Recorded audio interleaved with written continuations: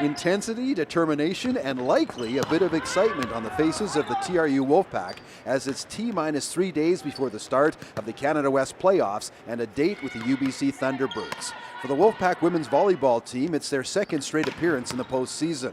Unlike last year when they bowed out in 2 straight to Trinity Western, the Wolfpack plan to make this year's playoff run last a while. I think there's a little bit of a balance. We have some experienced girls that have now been there in back-to-back years, so I think that helps. And then we have some new faces that get to test it out in their first year, which I think obviously is going to be helpful moving forward as well. A little bit of a quiet confidence among the team here? Yeah, I mean, I think they're confident. I think everyone trusts the group and knows that we can compete with anybody in the country. I think we've shown that all year as far as being able to beat some teams that are in the top end of the conference and the top end of the country. So I don't think there's any doubt that we can do that. Now, doing it is another task, but I think there's definitely belief in the group that we can get it done.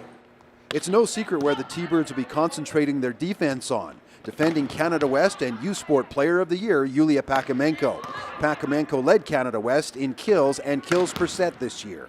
Well, unfortunately, no one gives me credit for my last year success, but in the playoffs, all teams are back to 0-0, so everything starts from the beginning, and I think we are ready to go. Yeah, I mean, I think anytime you've been Player of the Year or again leading the conference in kills and points and in the top 5 in hitting percentage, so you're going to get a lot of attention, just as we're going to pay a lot of attention to Danielle Brisebois and their team. She has more than twice as many attempts as anybody else on their team, so she's a key for them. Yulia's a key for us. I think both teams obviously know that. Both teams have scouted that. Both teams have a pretty good idea of what the other players like to do, but stopping it is obviously another task, and obviously these athletes are at a high level, are able to change gears as well, so yeah, it'll be a challenge. The Wolfpack had 2 rookies starting during the regular season. One of them, setter Abby Spratt. Yeah, it's definitely a once-in-a-lifetime thing. Not many rookies get to do this, but you just gotta go with it.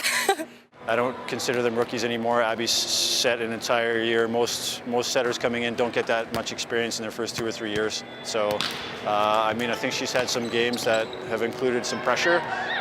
First game at home against Alberta, who was a top team. Starting against Calgary in Calgary, where she's from, against a lot of her old friends and teammates, and getting a win and having 2 pretty good performances there. So I think she'll react fine. As far as the Wolfpack are concerned, the difference in this series will be serve and receive and the ability to adjust to handle UBC's attack. Playing on the road should not be a factor. After all, TRU hasn't played a home match in over 2.5 weeks. It's definitely easier playing away from home, I find, because you're not thinking about, oh, this person's coming to our game, or you're not thinking about the crowd. It's just, we're on the road, we're playing, down for business, ready to go. And if these girls have their way, the season for them will not end this weekend. Our goal right now is to beat UBC, and I think what's more important is not to look too far in the future, but taking step by step. So I think our focus should be on UBC right now. Game 1 is Friday night, Game 2 Saturday, if necessary, Game 3 Sunday afternoon. The game times are 6, 5, and 2 o'clock, and you can watch it on pay-per-view basis on Canadawest TV.